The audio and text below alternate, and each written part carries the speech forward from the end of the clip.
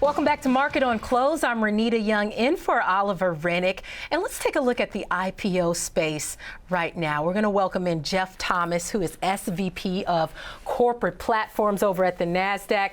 Jeff, thank you for joining us. Tell me something. What did you see happening in IPO performance in 2022? Well, we had some great IPO activity this week after the Fed announced their quarter point raise last week, which is what the markets expected. It gave us a little more certainty. So we saw the largest IPO of the year this week, with Nextracker raising over $600 million. The stock priced above the range in an upsized deal and traded up yesterday. We had a couple other great deals today with Enlight and a pharmaceutical company. So we're really looking like we're getting some momentum back in the markets. Do you think you'll see some more of that momentum happen throughout this year as well, later throughout the year?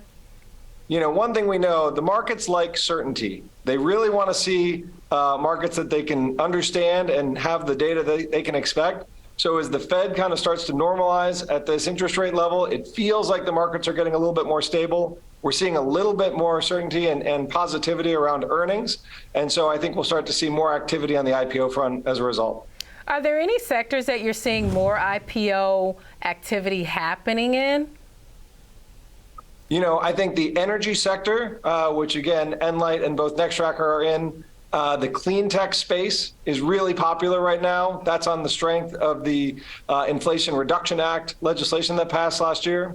We see a lot of corporate spinoff activity. We had the largest one with GE Healthcare. Nextracker was actually a spin out of Nasdaq listed Flex. And we're starting to see more activity from the private equity backed deals. Those companies typically have a lower growth profile, but more profitable. And that's one thing that investors are looking at. It's not just growth at all costs, but profitable growth.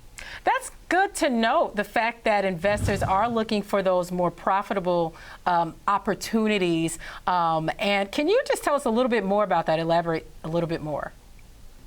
You know, when the interest rates were down near zero and money was effectively free, I think investors had to do a lot of search for yield. And so they looked for growth really at all costs. That was true in the public markets. It was also true in the private markets, as we saw an enormous amount of venture capital flowing into startups that hadn't yet figured out a way to make money. But now that interest rates are rising, there's a real cost to money now. Now companies have to be a lot more thoughtful about where they're putting their investments so that they can show a path to profitability. Since investors now have a true alternative, they can get yield on their money, so they need to make sure that the equities that they're investing in have a way to return capital as well. Now, we do focus primarily on the publicly traded market, but you brought up the private market. And so what are some other trends that you're seeing happening? So in 2014, Nasdaq launched Nasdaq Private Market, which is a platform to help companies provide liquidity to their shareholders ahead of an IPO. You know, when we launched that business, we thought that there would actually be a natural hedge versus IPOs, but what we found over the past 7 years is really the private markets move in tight correlation with the public markets. So when valuations went down in the public markets and deal activity slowed down on the IPO front, we started to see a big slowdown in secondary trading in private companies as well. So now that we're starting to see some activity pick up in the IPO markets, it'll be interesting to see, do we see more trading in the private markets as well? Absolutely. Jeff, thank you so very much for joining us here today. We appreciate it. Have a lovely weekend. Thanks so much. Absolutely. That was Jeff Thomas, EVP of Corporate Platforms at the Nasdaq.